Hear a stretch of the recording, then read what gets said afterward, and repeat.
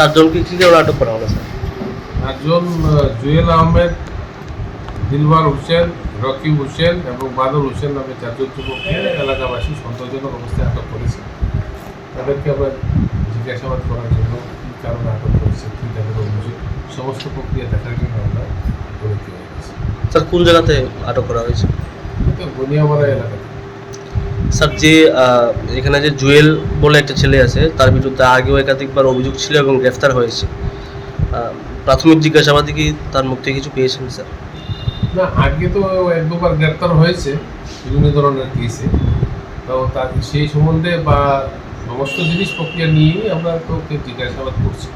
Sir চারজনকে কি একই জায়গাতে আটক করা হয়েছে স্যার? আমাদের কাছে তো আমরা এলাকাবাসী, আমাদের পুলিশ অফিসার তো তাদেরকে ওই একই জায়গাতে গিয়ে পেয়েছি। স্যার ইদানিং ধরেছে এলাকাবাসী, সেগুলি তো আমরা তাদেরকে